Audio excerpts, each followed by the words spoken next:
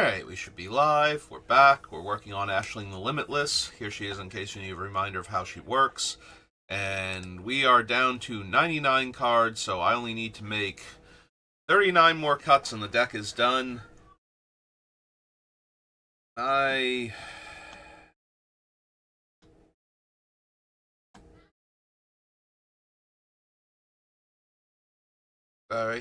I can hear background stuff and I was waiting for it to die down. But yeah, anyway, we're at 99 cards. We need 39 cuts, and that's going to take way longer than you think it will. Hopefully I will get it done before we leave on vacation, though. That is my goal. So, keeping Animate dead. We're just going to go through the list real quick. Keeping Demonic Tutor for right now. Soul Ring's not going anywhere. Swords, probably not. Ashnod's Altar, definitely not. We might be able to cut some of the early mana ramp, but I don't want to cut too much of it. And Tutor's probably too good. Teferi's Veil is definitely something we can cut. I do appreciate, though, how it's very cheap. Like, we can get it down before Ashling, so when we hit 4 mana and activate Ashling the first time, we're just going to get to keep that token until somebody blows up all the enchantments in play. And as a fun side to that, blowing up all the enchantments in play, how does that work with things that get sacrificed at the beginning of the next end step? Because it's Ashling's ability, not... The tokens don't have, at the beginning of your next end step, sacrifice it unless you pay the mana. Ashling has... But this has to be a part of the effect that created the token, so it's a delayed trigger, so it's not like if Ashling leaves play, they don't have this ability. So I think it's similar to Ball Lightning, where it's just a delayed trigger, and... No, wait, Ball Lightning's not a delayed trigger, it's just at the beginning of your end step, right? Like, Ball Lightning, if it's still in play, just keeps trying to die, right? Beginning of the end step, sacrifice this creature. Because this is the thing that I would go to, like, when Teferi's Veil first previewed. That was the thing that people wanted to do with it.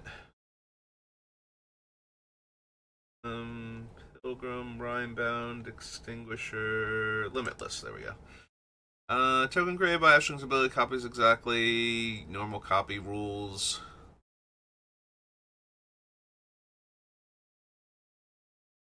Mental permanent spell and paid the evoke cost, but before the spell resolves the permanent that spell becomes will still have evoke when it enters. As such, the triggered ability represented by evoke will still trigger. When the ability resolves, you'll still have to sacrifice that permanent.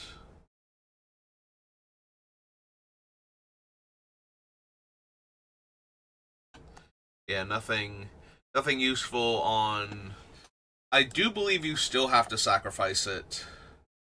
The next time you hit an end step with the permanent in play. Like, I'm pretty sure you have to end the turn with the trigger on the stack in order to get rid of this trigger without getting rid of the token or having to pay the 5. Although, if it happens on a later turn, we might even be able to pay the 5 to keep it around if that became a thing.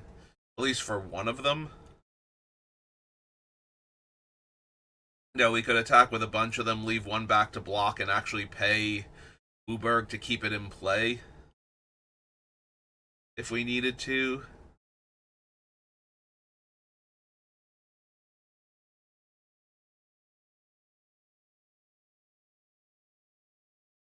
I suppose Teferi's Veil is staying for right now, at least, but we're getting to that point where I'm going to have to cut some of the stuff that I, like... We're running out of things where I don't really mind cutting them. So, as is always the case when we get this low. Greater Good, Worn Power Stone, Survival... Grim Monolith's probably not going. Grim Monolith might be able to go. I already cut the mana vault. out of the two of them, but it's possible Grim Monolith could also go.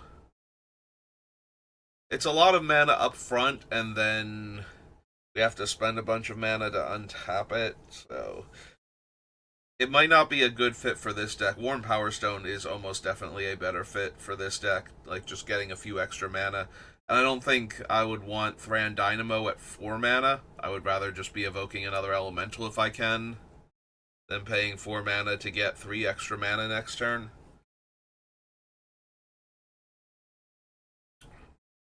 And if that is 3/4 of the way to the next evoked elemental.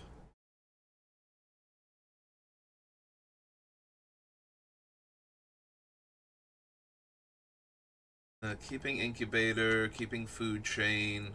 Yeah, Grim Monolith might be the cut. We'll double check the mana rocks when we get to the bottom. R Shards almost definitely staying. Phyrexian Altar should stay. Cryptic Gateway. Alright, so the biggest thing about Cryptic Gateway is we evoke one elemental, we get to just put another elemental from our hand into play. Like, we had Ashling, we evoke the thing, it comes down, it dies immediately, we make the token. Now we have 2 elementals in play, we can tap 2 elementals, and put them into play with the Cryptic Gateway. Put the new elemental into play with the Cryptic Gateway.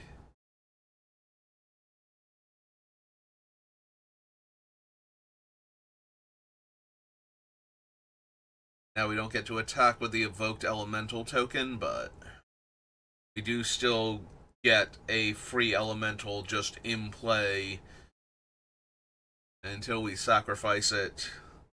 It's going to stick around, and we do have enough ways to sacrifice something that if we needed to get the extra value. So it could be getting a permanent elemental. It could also be bypassing the additional 4 mana we would need to get the second one into play. So the first one we're doing just for the ability, but the second one we might want to also attack with.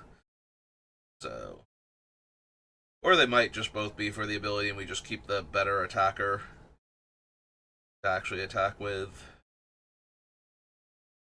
And it's a little sad we didn't get to also chip in for a few points of damage with the previous one, but we also got to circumvent 4 extra mana. The biggest issue with this thing is that we have a lot of ways to circumvent the mana to get into play anyway. Mostly reducing the casting cost. I'm thinking of Animar and Incubator and whatnot, so maybe we don't need the Gateway also. And Echoes is another one right there.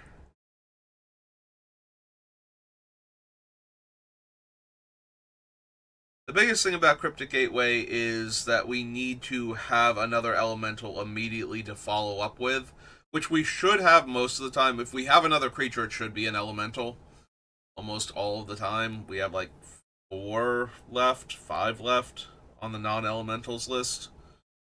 I think it's 4, but we can double check that later. It's like the Master, Elish Norn, Hellkite, and somebody else. Cut Kiki, we cut the card draw guy from Warhammer.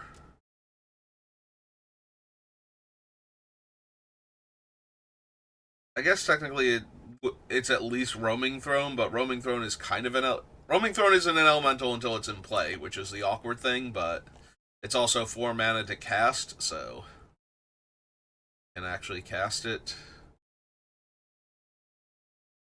I'm gonna have to start making cuts that I'm not thrilled with, and I think I prefer some of the other cards that help us do more in a turn than this one.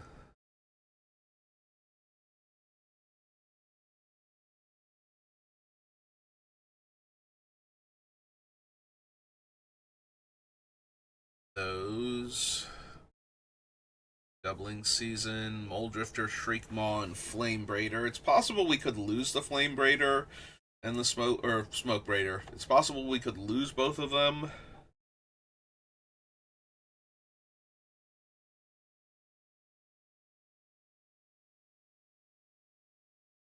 Do do want to keep the Revel Arc. I think we still have enough stuff. I can double check Revel Arc too, make sure we have enough things that it can bring back. It has to be power 2 or less. Cauldron of Souls could go. I do still like it, but it is the weakest. Oops, sorry, I didn't mean to microphone there. It is the weakest of the ways to keep the elementals that we're evoking.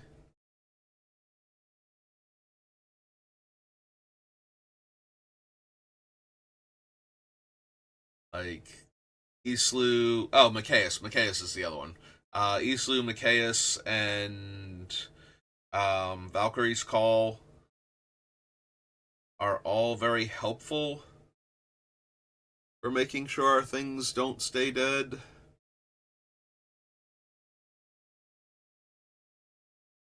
And Cauldron is right up there with them, but it is the weakest of them. So if I needed to cut one of them, it would be Cauldron. I still don't want to cut the Cauldron just yet. Avenger, Magma, Deathmantle.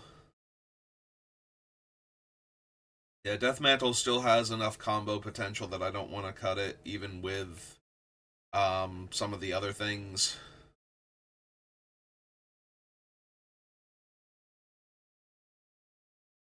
I'm thinking about it now. It's like turning it into a zombie is just so frustrating for this deck. If it could just be a zombie in addition to its other types, it would be perfect. And instead, it's not, and that's kind of depressing. Because I was very excited for a Nim Deathmantle combo. I love the Ashnod's Altar Nim Deathmantle combo. One of my favorite things, so. Is Cyclonic Rift. It's possible we don't need Cyclonic Rift. We have Farewell and O-Stone. But it costs so little to include Cyclonic Rift in the deck. It's literally only costing the card slot at this point. Like, there's no, how will I ever get to cast the Cyclonic Rift or anything? No, it's like, this thing is very easy to, when we need to cast it, unless we have stumbled very badly on mana, we are good to go. Erebos, Greenborn of Marasa. Definitely don't want to cut the Omnath. Yeah, an Omnath that doesn't stick around throws around a decent amount of damage. An Omnath that does stick around throws out tons of damage in this deck. So, Panharmonicon, Annoying Obsession, Casualties of War, Fire of Heroes, Realm Walkers, too good.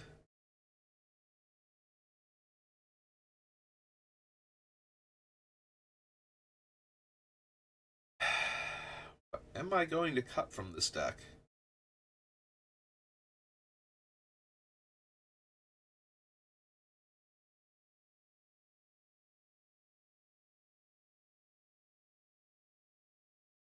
Could be Funeral Room. Like, I don't need the Funeral Room side of it, and the Awakening Hall is very expensive, but the Awakening Hall is also strong enough in this deck where being able to spend 8 mana to get back like 2 or 3 creatures. I'm assuming that my graveyard has gotten eaten at some point in time during this game, but if it hasn't, that's even more insane. The biggest downside is that most of the time I will want to cast it for the 3 mana side, so the opponents will know it's coming. Also, if I'm going to run Funeral Room, I might not need Bloodline Bidding. It kind of feels like a one or the other. I don't need both. And at that point, Funeral Hall is slightly better. Bloodline Bidding, I might be able to cast the bidding side for less than 8 mana. You know, I actually have an elemental or two afterwards. And I just want to get them, like, the dead ones back. Or I just still have Ashling in play after evoking other things, so. Yeah, I might be able to cast it for like 7 or 6 mana reasonably. That being said, I think the funeral room is still better out of the two, and that's assuming I decide to run either of them.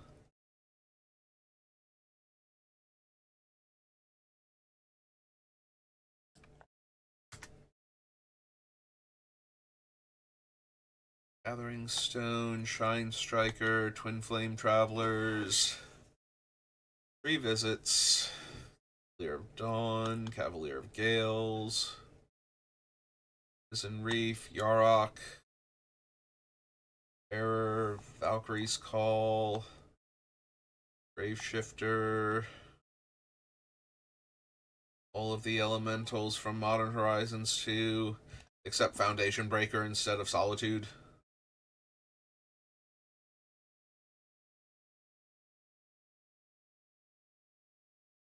Martyr's Bond, Kindred Discovery. Martyr's Bond could go. I like Dictate of Erebos more for the one less mana and the flash potential. Martyr's Bond is obviously the stronger card once it's in play, because losing all of my elementals still kills my opponent's creatures, but if one of my enchantments or artifacts gets blown up, then they have to lose one of their cards.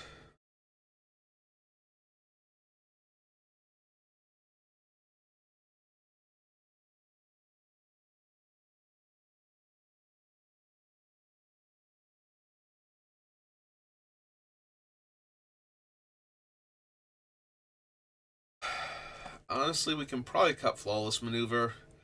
Flawless Maneuver has gone down so much between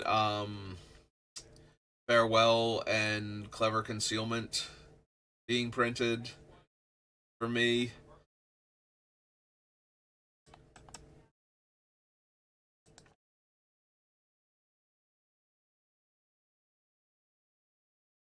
Yeah, Fierce Guardianship and even Deflecting SWAT, I feel like work better. Obviously, I want to protect Ashling, so the Flawless Maneuver does help with that, but Swords and Path and other exile effects that don't destroy her first and then try to exile her afterwards, combined with the other cards being better against certain things.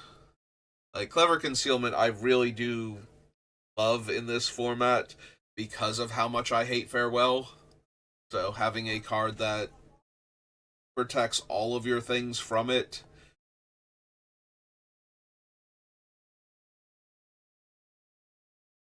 Molten Echoes.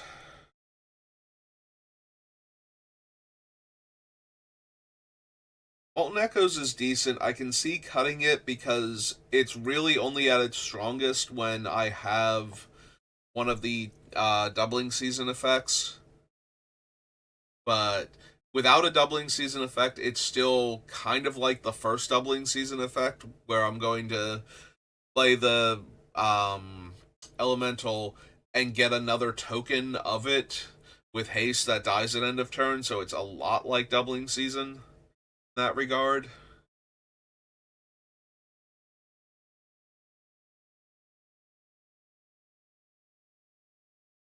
It could be impulsivity.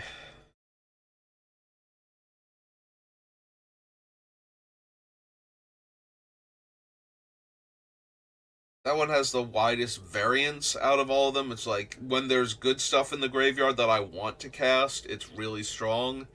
When there isn't, it's like the weakest thing. It's just a 7/5. It basically has no abilities other than being a big creature that it can't even get through for extra damage consistently. It's going to get chump blocked by almost anything if that's the issue. Like no trample, no menace.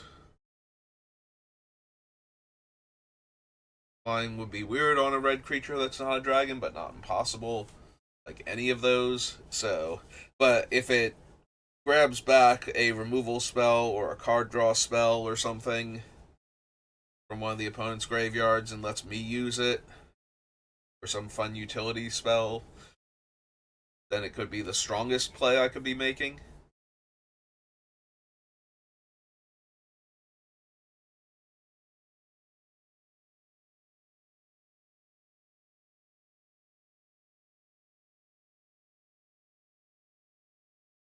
Alright, so let's check the mana rocks. What happens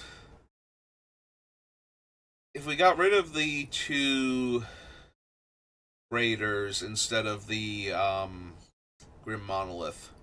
What does that do? We have Soul Ring, Falwar Stone, Nature's Lure, Warm Power Stone, Grim Monolith, Farseek, 3 visits, Arcane Signet.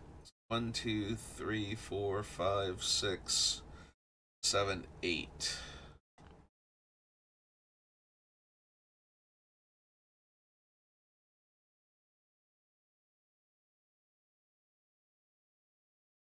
Because both of them tapping for 2 mana for most of our spells when they already only cost 2 mana just seems too good, even if they are fragile. So maybe just get rid of Grim Monolith at that point. Go down to 9. I think if we can afford to cut the Grim Monolith, I don't think I want to cut the 2 Braiders, though.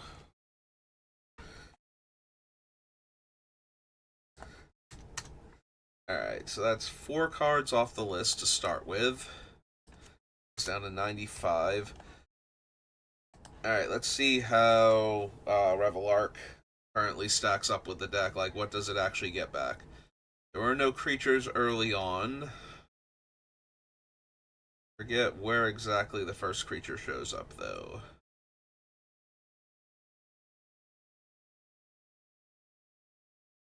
Ooh. It is Lorwyn. Okay, so Muldrifter's a hit.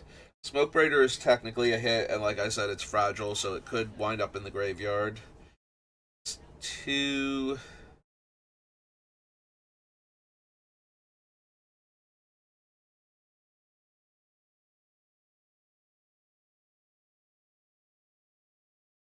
Ooh.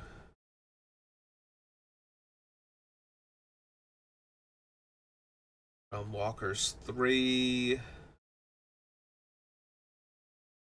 Yeah, we might not have enough left.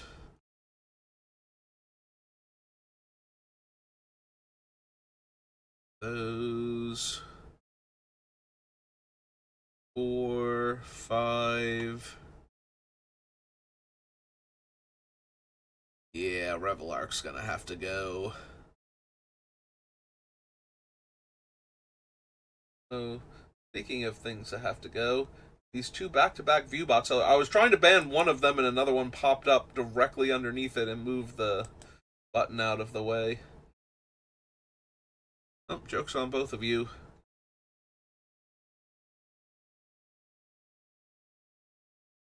Foundation Breaker. Yeah, this isn't going to be anywhere near enough. Animar. Waiting for, like, one of them to be like, but this is so amazing if you can get it back. And it's like, yeah, no. Okay, so Revelar can go.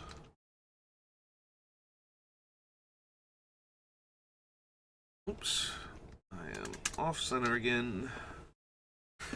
Alright, get rid of the Revelark. Sorry, Revelark. Us down to 94.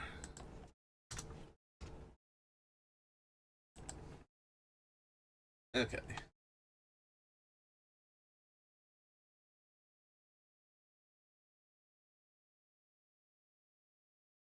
Alright, if we come back down to my elemental list.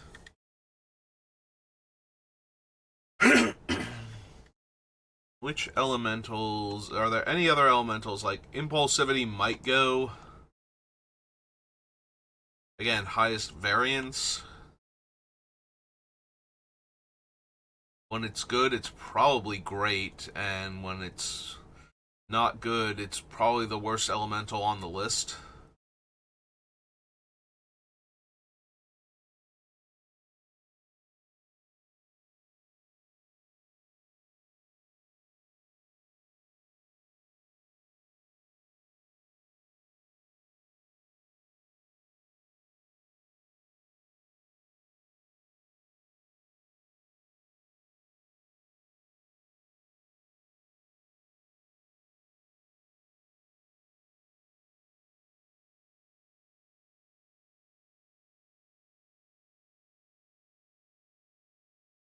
would be impulsivity. It's the one that I keep coming back to, and we're at the point where I need to make cuts and nothing is jumping out at me, so if something keeps hitting me as maybe this isn't the best,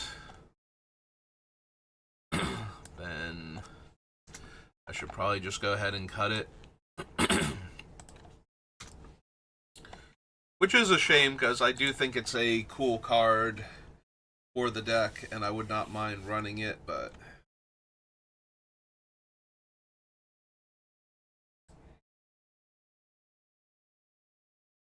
let's try starting from the bottom. So, Living Lightning. Dies, I get to regrow an instant or sorcery.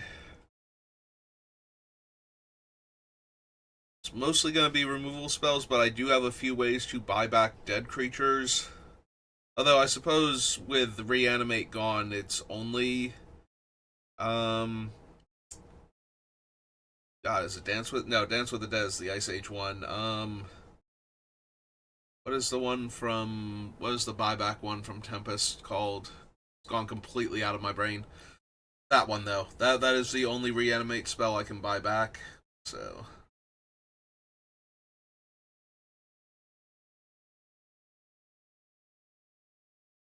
Wanderer. Like, I can see cutting the Living Lightning, but I don't think that I need to. I think it's good enough.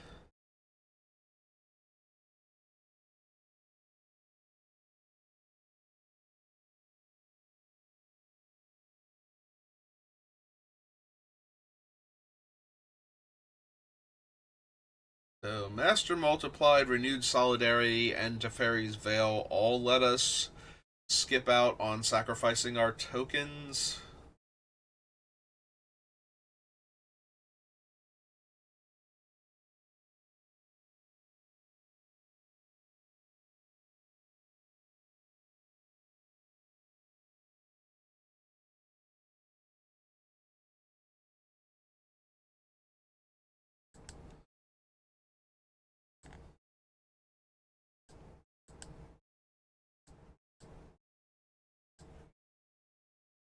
That.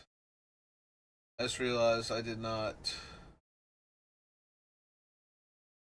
ban one of them. I accidentally timed it out instead.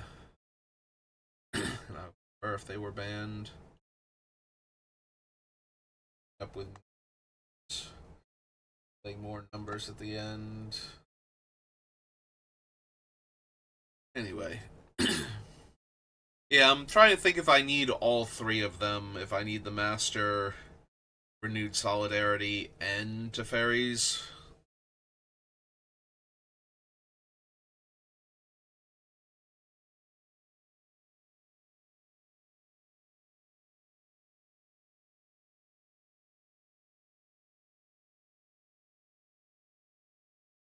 Renewed Solidarity is the strongest because we get another copy of the ETB for it.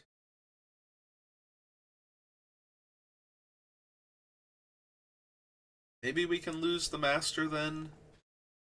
It gets rid of another non-elemental creature off of the list, because my creature slots are pretty well spoken for. And I don't want to cut Mikaeus or Norn at this point, so...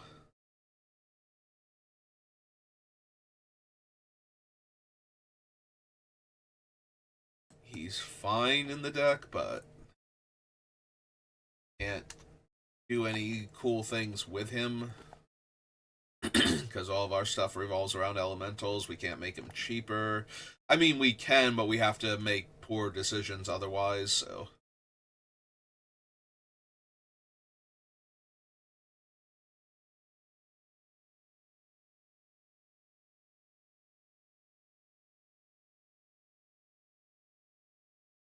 let's see.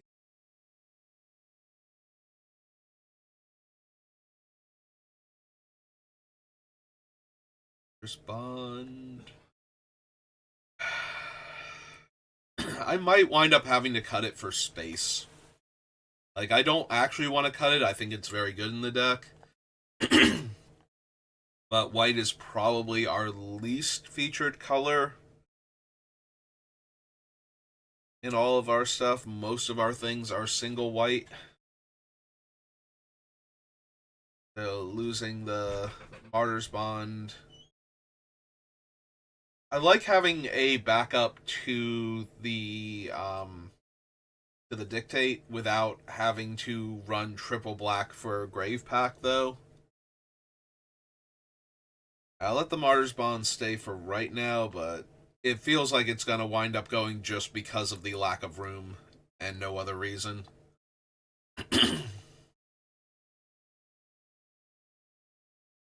Solitude, Grief, Fury, Endurance, all probably too good. Foundation Breaker is fine. Grave Shifter. Also, Foundation Breaker evokes for 2 mana rather than the 4 if I have a green, so.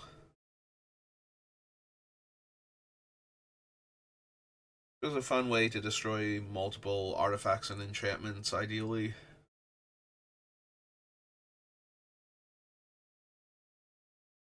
Grave Shifter can't really go. It is possible the Terror of the Peaks can go.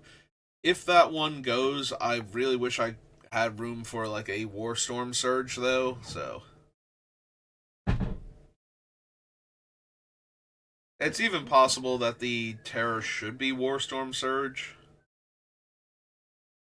Just because then it's a little bit harder to get rid of.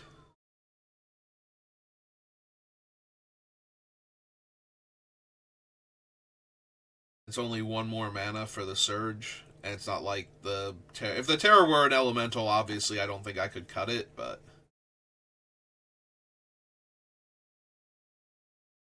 if the 7/3 were not actually the champion one, if it didn't eat a card out of eat a card potentially permanently if it gets countered, then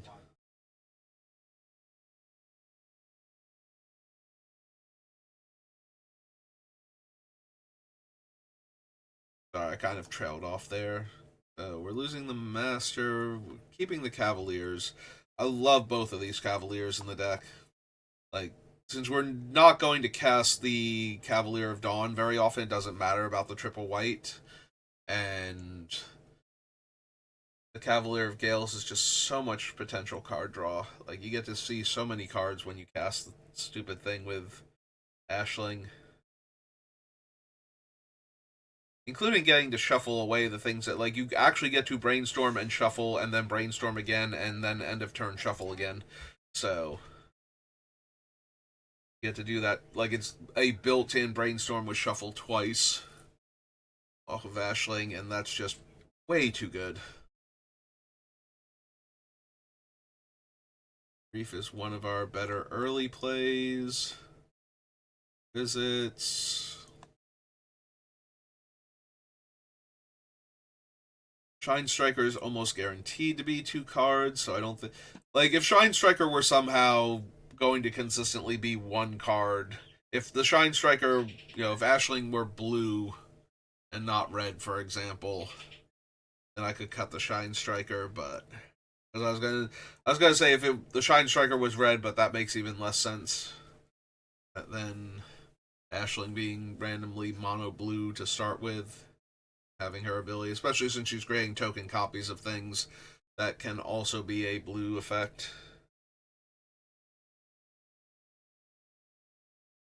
But yeah, the fact that Shine Striker is all but guaranteed to draw 2 cards and sometimes more makes it a really hard cut. There's an argument to be made for Gathering Stone, but getting the either the free elemental off the top of my deck or the surveil value every turn and making it so that they only cost 3 mana with Ashling in and of itself is pretty decent, and then when you combine it with the other cost reduction effects, I do think it's the worst of the cost reduction, although maybe Animar's closer, because Animar doesn't immediately give cost reduction. You need to play at least 1 elemental after it first. Adamar also has the potential to make everything free once enough other cards have hit, and evoking an elemental gives you 2 counters on. Right, he's not cast, he's ETB, so. There's Adamar.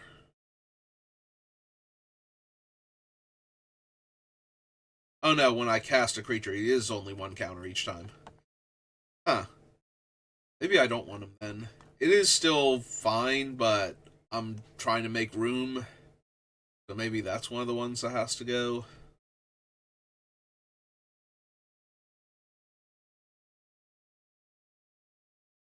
Ashling's Command.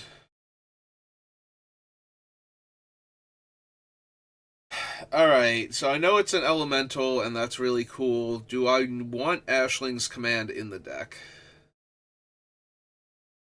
A token copy of my elementals can be really, really strong.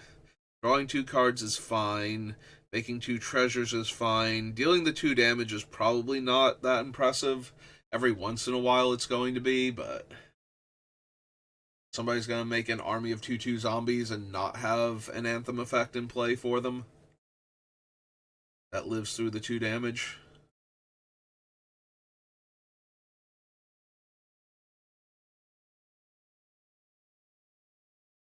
Yeah, maybe Ashling's Command is a little too low impact. Also, for a while, I think in my brain I thought I could evoke Ashling's Command for 4 mana. But it is elemental permanence, right? Oh no, it is. Wait, does Ashling have errata on her? Yeah, elemental permanent spells, that's what it is. That's why I thought she could do it and then realized, because I think they had like day 1 errata for her or something. Where it's like she's supposed to be elemental permanent spells. So I kind of knew she could only do that, but her wording doesn't reflect that, so I had put it on the list thinking I could cast it. Because I'd forgotten for a half second that she couldn't do that.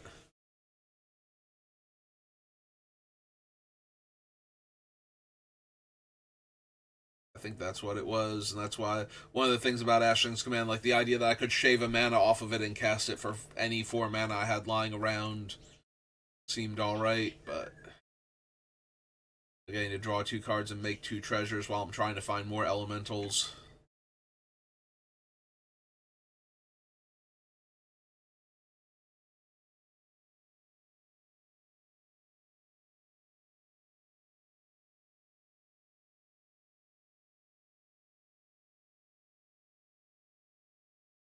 Skull Spore is really good when I'm sacrificing all these non-token creatures to make creature tokens.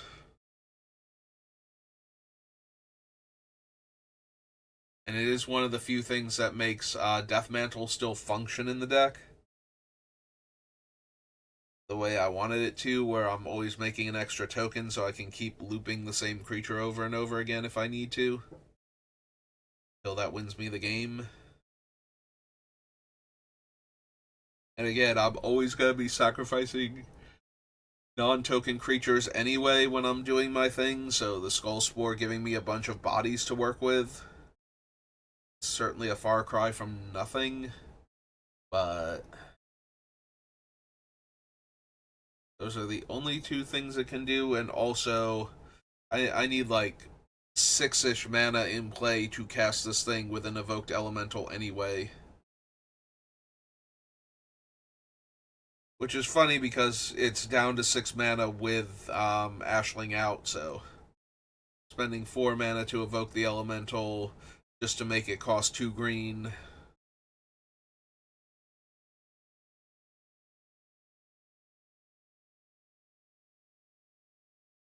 Feels kind of redundant. Every once in a while I will actually just, cast an elemental with decent power. Make this thing cheaper, but for the most part it feels like I'm going to cast it in the same turn that I evoked an elemental, like 6+ power.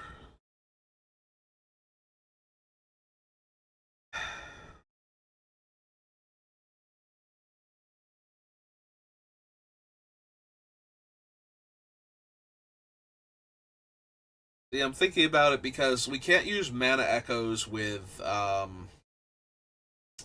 Death Mantle because it attaches immediately to the creature, and I don't think I get the count for the elemental. Like, it enters and immediately attaches Death Mantle to it. So I think it's an element, or I think it's a black zombie and not any of its other colors or elemental creature type by the time Mana Echoes could trigger, so even that one doesn't work with it. So Skullspore Nexus is like one of the few things that actually does make Death Mantle go infinite. It's possible we're just going to wind up losing the Death Mantle at this point. Then we don't have... Because we also can't use Food Chain with it, because we can't use the mana to activate Death Mantle. We can only use it to cast creature spells.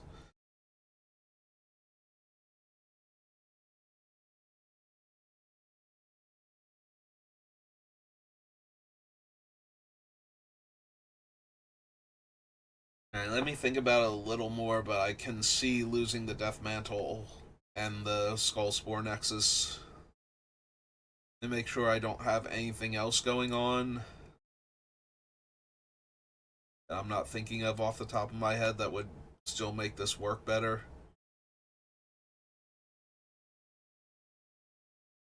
Because we got rid of all of the token makers except for Avenger.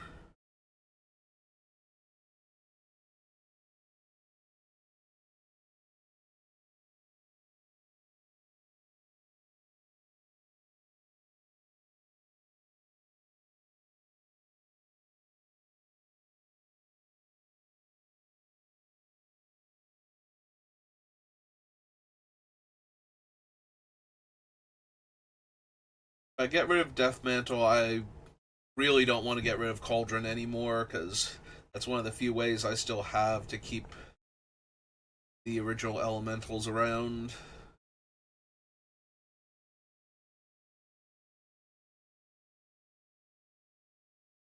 Crucible, O-Stone.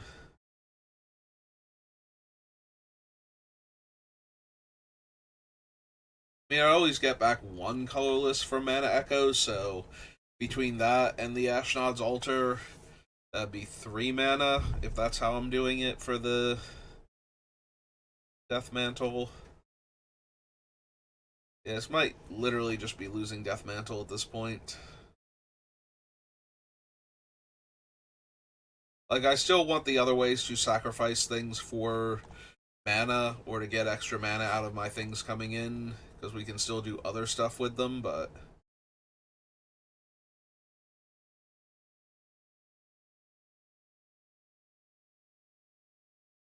It does feel like we've moved to the point where Death Mantle is no longer good enough.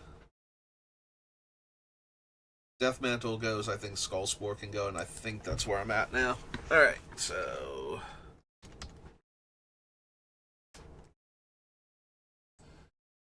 got the Death Mantle, and... got the Skullspore.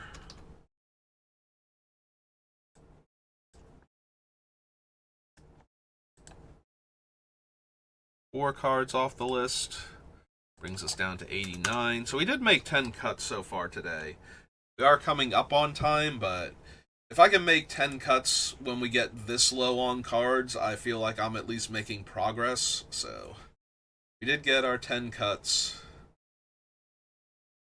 So let's see if anything else sticks out now. Is there anything else that I wasn't thinking about before that now that Death Mantle is gone, we can get rid of it also?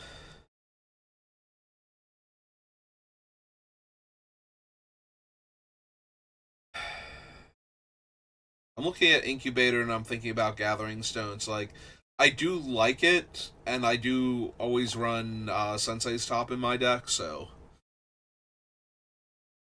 Gathering Stone gets that extra value, but so does Realm Walker at that point. And although I do wonder if I could lose the Realm Walker. What what is the actual elemental count now? Especially now that we've lost, well, I don't think Realmwalker could cast, Changeling, non-creature spells, but 1, 2, 3, 4. Oh, wait, Rebel Arc's gone. Got rid of it up there, but not down here, so 1, 2, 3, 4, 5, 6, 7, 8, 9. Well, this would be in play, so 8, 9, 10, 11, 12, 13, 14, 15, 16, 17, 18, 19, 20, 21, 22, 23, 24, 25, 26, 7, 8, 29. So almost half the spells, but that's it.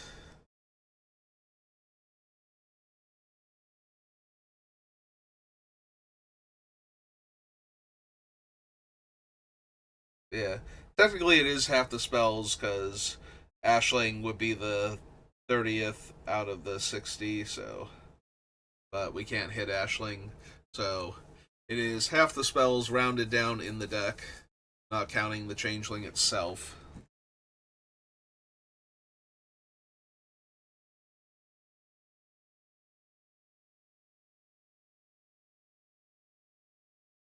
Throw in 10 fetch lands and top.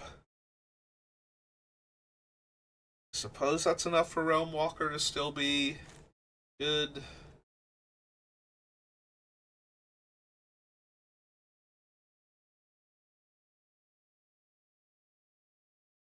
We get rid of Gathering Stone.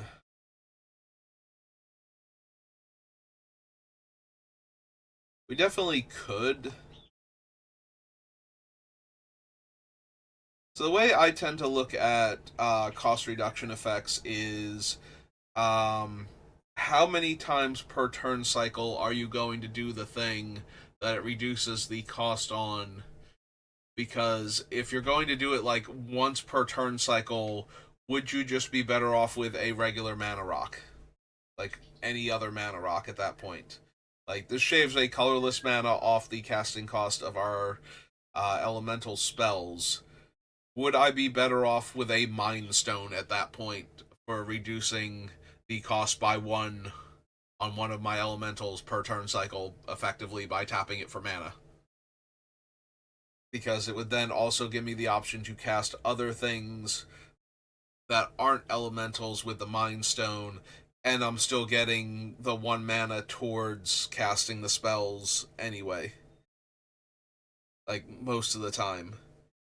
And that's how I tend to look at cost reduction effects. Now, the thing with Ashling is reducing her, because her cost for our elemental spells is now 4 generic.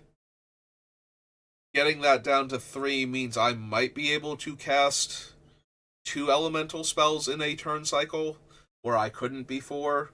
Or it might contribute to making them free and actually free, which at that point cost reduction becomes a huge thing if I can cast, a dozen spells in one turn cycle because of that.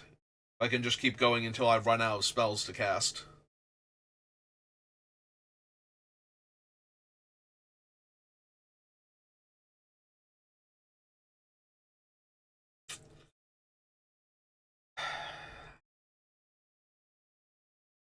Because I have other cost reduction effects, but it's primarily at that point Urza's Incubator and Animar.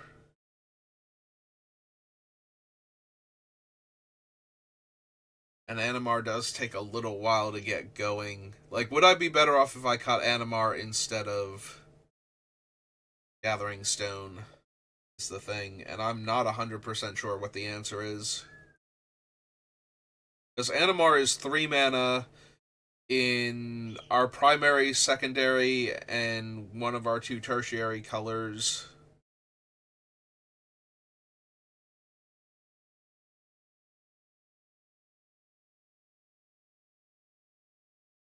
Whereas, like, red green are both primary, I guess, and then blue and black would be secondary and white is tertiary, but still. Semantics on organization aside, it's 3 mana, it's 3 colors, but they're all colors that I would normally want to have access to. There is a chance that I will want more black than blue, but I still would want a blue mana in play the early stages of the game, so unless I literally cannot grab one and still have the other color mana with the fetches that I have, it's the only way that becomes awkward. And assuming that I know I'm casting Animar, obviously I go get the mana. If I were to rip Animar on turn, like crack my fetch and get a tap land and then untap and draw Animar and be like, oh, well now. Now I don't have the colored mana I would need to cast Animar because I wanted to go get mana for this thing instead.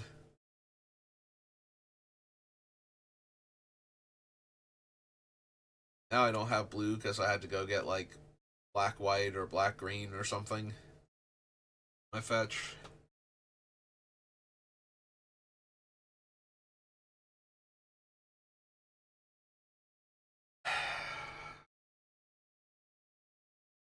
Animar has the potential to make them free, but it takes it takes casting 4 other spells before my things are free.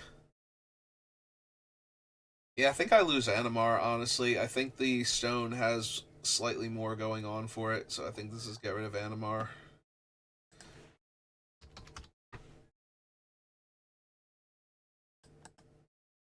Alright, so cut Animar from there.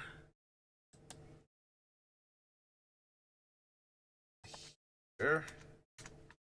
What were the other things that have animate dead and reanimate my stuff? Okay.